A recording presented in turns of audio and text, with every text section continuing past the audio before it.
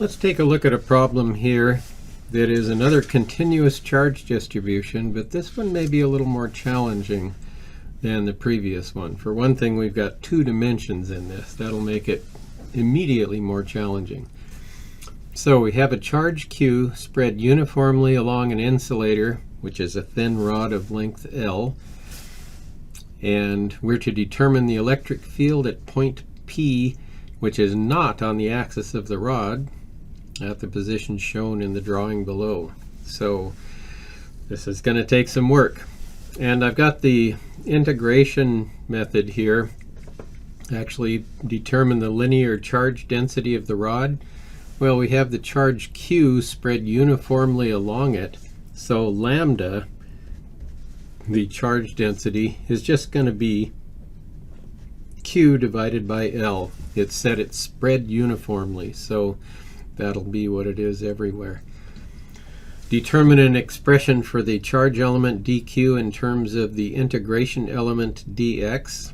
I'm going to switch to another drawing to do that.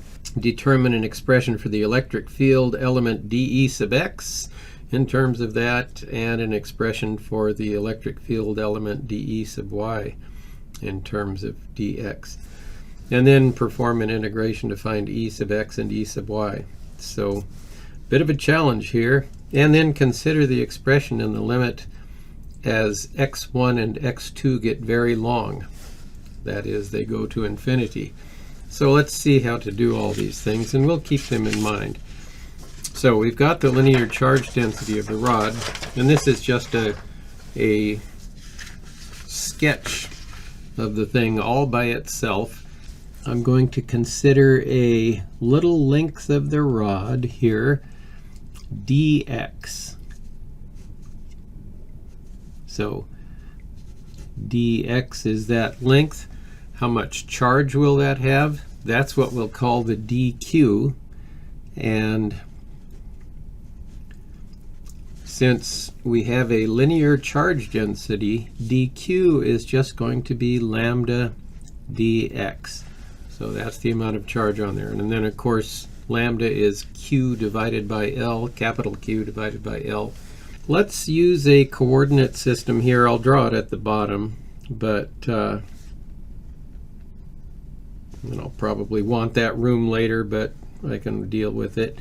It'll have X pointing to the right and Y pointing downward. It'll just be more convenient to have that being the case. And then I'll have be dealing with mostly positive Y components. So there's my little dq there.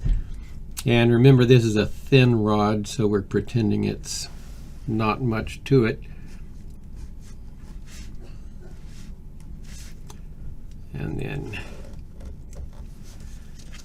this will be my dE, my little element of the electric field that is due to just that little chunk of charge.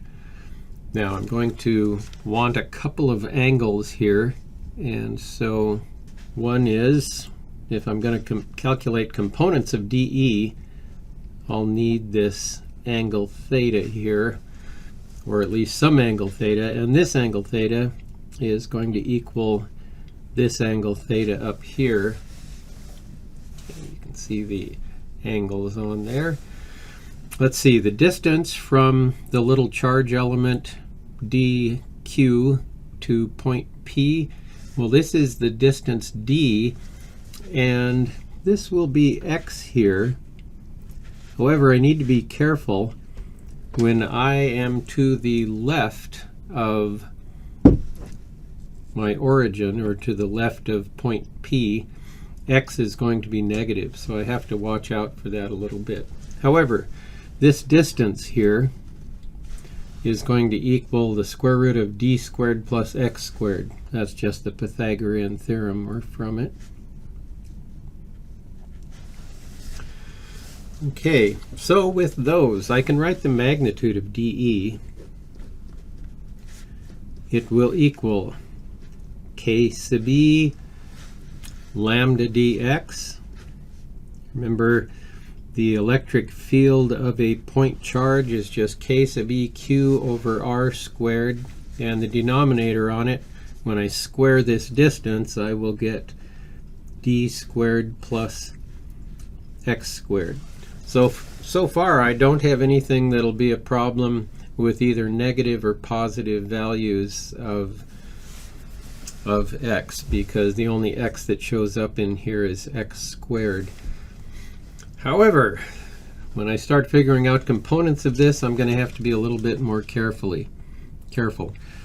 The component in the X direction, which is going to be dE sub X, and then there will be a component in the Y direction, dE sub Y. Something I will know is that when my little dx is straight up here, the X component will vanish. When my chunk dx is to the right of this, the X component will be negative. So I'll have to figure out a way to express that correctly in my mathematics. So dE sub Y is going to be dE cosine of theta, because the cosine of theta here is dE sub Y over dE magnitude wise. So dE sub Y will equal dE cosine of theta. The cosine of theta, well, here's theta. It's going to be the adjacent side divided by the hypotenuse. And so this will give me K sub E lambda dx divided by d squared plus x squared. Now that's just dE. And then I multiply by the cosine of theta, which is d divided by the square root of d squared plus x squared.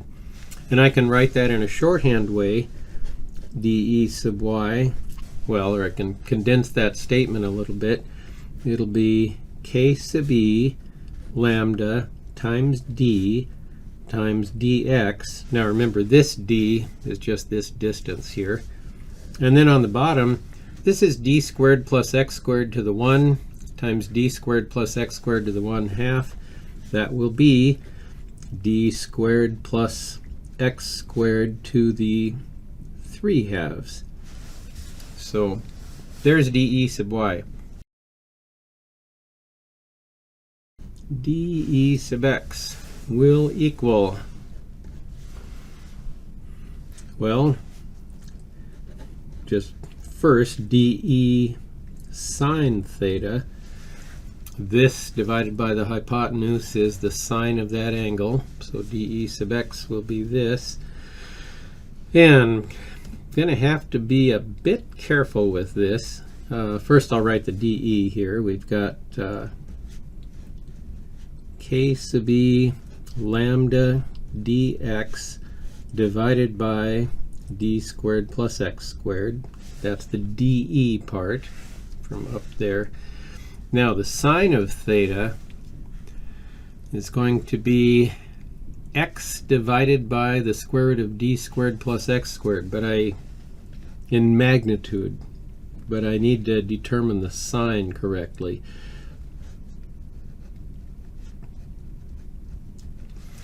And here's the thing. For a part of charge that is to the left here, x is going to be negative, but I know that the electric field will have a positive x component. The way I've got this written, with x being negative, I'd have my electric field, the x component of the electric field, pointing in this direction. So I actually need a minus x. X is negative, and but the x component of the electric field has to be positive, so I need a minus x. This will also work when I'm to the right. If I pick a little element dq that's over here, the x component of the electric field will point to the left, and a minus sign on the x value will do that because x will be positive over here. The x squareds are always positive, so don't have that. So anyway, my dE sub x will equal, if I condense terms here, it'll be a minus sign k sub e lambda x dx divided by, as with the other one, d squared plus x squared to the 3/2. So how much have I got done so far on my list? I'm up through 4. I have determined my expressions for the dE sub y and the dE sub x. All I have to do is perform the integration and then do some consideration of other things. So let's go ahead and grab a new sheet of paper and do the integration. Well, let's see. We can do the y component first.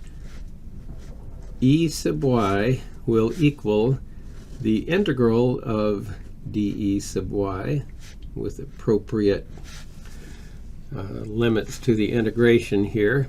So now I'll plug in everything here. Even though I'm finding the y component, I integrate with respect to x to figure that out. And I'll be going, my limits of integration are minus x2 to x1. And x2 is just this distance. It doesn't have a sign on it. So got that. The e sub y I figured out over there. K sub e lambda d dx divided by d squared plus x squared to the 3/2. And I'll pull the constant terms outside of the integral. Oh, yeah, the dE sub y was just positive, so I'm good there. So k sub e lambda times d, and then that integral. And actually, I'll shorthand this. The thing I have to integrate is dx divided by d squared plus x squared to the 3/2. I don't have that memorized, but I believe strongly in tables of integrals. I think I mentioned that. And here's that integral. This just happens to have an a in it instead of a d, but that's what the integral will be. So here were the constant terms out front, and what I'll have for the integral is 1 over not a squared but d squared for my version of it, and x divided by the square root of x squared plus d squared, and this is evaluated at minus x2 and x1. So a good integral table makes short work of doing that. By the way, this is the integral table that is in the back of Young and Friedman, the calculus-based physics, which is what I used. And they only had those integrals in there, which is all we ever needed for the class. So, and some of them I can remember anyway. Integral of dx over x is the natural log of x and stuff like that. But these things I probably wouldn't. Okay, so keep going with that. E sub y, I evaluated it first, or evaluate it first at x1. Oh, by the way, d over d squared, one of the d's divides out, and out front I'll just have k sub e lambda divided by d. So that's what that will simplify to. And then I will have evaluated at x1, I'll have x1 over the square root of x1 squared plus d squared, and minus a negative x2 divided by the square root of x2 squared plus d squared, and a minus and a minus make a plus, so I'll just have a plus up there. So both ends contribute positive contributions to the y component of the electric field, which is the part that points down away from the positively charged rod, if lambda happens to be positive. So there's E sub y. Let's try E sub x. E sub x will equal the integral of dE sub x, just reminding myself. And dE sub x was this expression right here. So it'll be a minus k sub e lambda x dx divided by d squared plus x squared to the 3/2. And if I was being really clever, I'd recognize that x over this thing is the derivative of 1 over the square root, but I'm just going to go with the integral table here. Oh, and the limits are from minus x2 to x1 again. So I'll have a minus sign there. And this is also in the integral table. It's got the integral of x dx over that thing equals minus that. Well, I'm going to have another minus from doing the integral, so I'll have minus minus, and it's just 1 over d squared plus x squared to the 1/2, or the square root of that thing anyway. Well, that's a plus, and it's evaluated at minus x2 and x1. Minus minus makes it a plus. When I evaluate it, I will have, whoops, I forgot my constants, k, or k sub e lambda. So pretend they're there. K sub e lambda, I'll put them out front here. Oops, I'm going to continue on to the bottom here. E sub x is going to equal k sub e lambda times this expression evaluated at the 2 spots. So 1 over, I'll just write them as square roots, I guess, d squared plus x1 squared minus 1 over the square root of d squared plus x2 squared. And it's minus x of 2, but when you square it, you get a positive number anyway. So that's what happens. And the minus combine to a positive.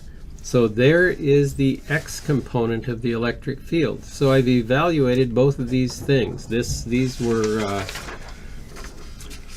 step 5 to figure this out, perform the integration. So I got both those integrations done. And now let's consider my expression in the limits as x1 and x2 get very long. That is, they go to infinity. Well, let's go back to my drawing here to figure out E sub y. Okay, this hypotenuse here is the square root of d squared plus x2 squared, and this hypotenuse is the square root of x1 squared plus d squared. This is x1 up here, this is d here. Okay, this was what I was calling the angle theta before, and it was a variable theta, but if I call this theta 2 for what I consider when x actually has a magnitude of theta 2, well, d divided by, whoops, this isn't d, this is x2, excuse me, and that's x1. x2 divided by the square root of d squared plus x2 squared is actually the sine of theta 2. And so, knowing that, my E sub y will equal k sub e lambda over d times, let's see, I've got, oh, and x1 divided by that will equal the sine of theta 1. So I'll have sine of theta 1 plus the sine of theta 2.